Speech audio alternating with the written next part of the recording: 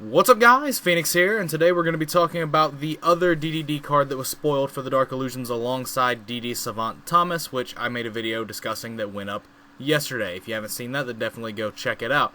But this card is another one of the Continuous Spell Dark Contract cards, and it's actually an seemingly upgrade to one that we already have. The card in question is Forbidden Dark Contract with the Swamp King.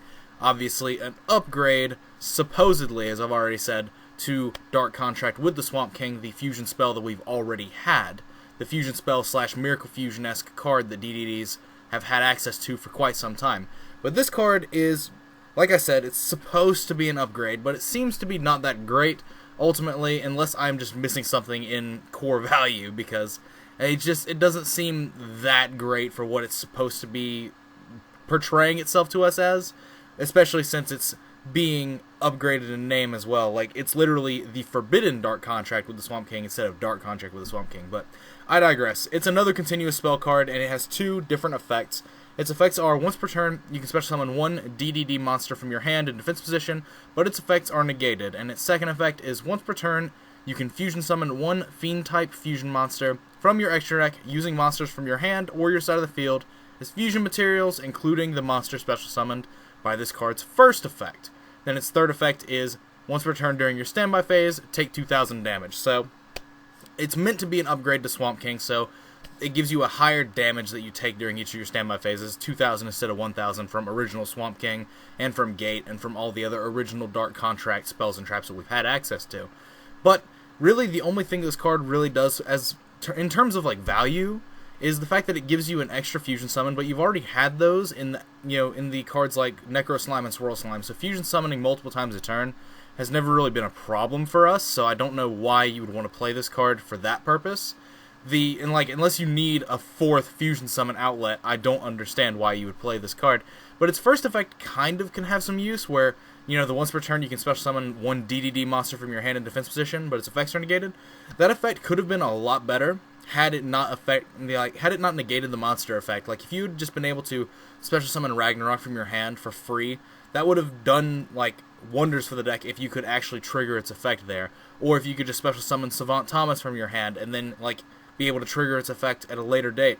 Like, all of these things could have made this card actually really good, but as it stands right now, I don't think this card is ultimately worth it. You might run one copy just for, like, names, if for some reason having more Dark Contract names comes up. And also, like, the special summon is alright, simply because it can unclog your hands with specific cards. Like, if you have just a lot of monster clogged hands, you can special summon them. I just don't like the fact that it does restrict you to only summoning DDD monsters. If it allowed you to summon DD monsters, it would open you up to summoning everything and having multiple just card options and combo options, but it heavily restricts you there, as well as negating the monster's effect. And then the fact that its fusion summon effect, if I'm reading and interpreting this correctly, it says including the monster special summoned by this card's first effect. So if I'm interpreting this correctly, you cannot attempt to fusion summon unless you've special summoned one from hand off its first effect. So it's not even like an economical fusion summon, because you have to have had a DDD in your hand. Now, obviously, you can have DDDs in your hand by, recycling them off Savant Thomas's Pendulum effect, all this different nonsense, but ultimately I just don't think the card is extremely good unless I'm missing something. Now, like I said, it might be worth running as a one-of just to have the option, have the name, something like that.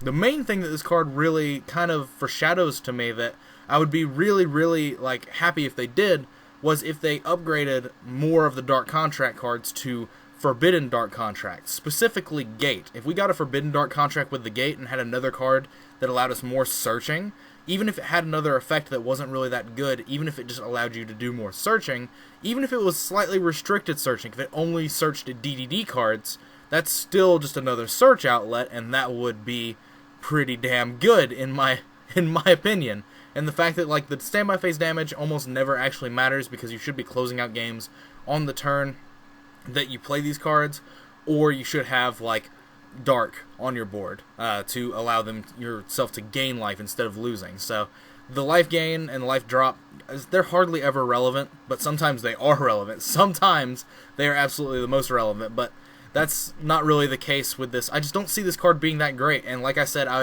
I'd hope that this just opens the door for us to see more Forbidden Dark contracts, because instead of just printing other, more varying Dark contract cards, they could just literally, like, cheap out on this archetype, but just be better because they could make more Forbidden Dark contract cards, like Forbidden Dark contract with the Gate, Forbidden Dark contract with the Valkyrie, stuff like that. Like, the good Dark contract cards we already have, they could print more Forbidden Dark contract cards that mimic them, and thus have more combo pieces and more good quality Dark contract cards in the deck. And that's my opinion. I mean, I could be right, I could be wrong, but that's what I think that they should do, and what I hope that they do in the future, because Arc 5 does still have a rather long run span left in it. We still have to go through 2 more dimensions and finish out the war with the fusion dimension in the anime, if you watch that. So we definitely have a long run time left of potential for them to do those sorts of things with the DDD deck being one of the main characters' decks. So honestly, that's just my opinion on the matter.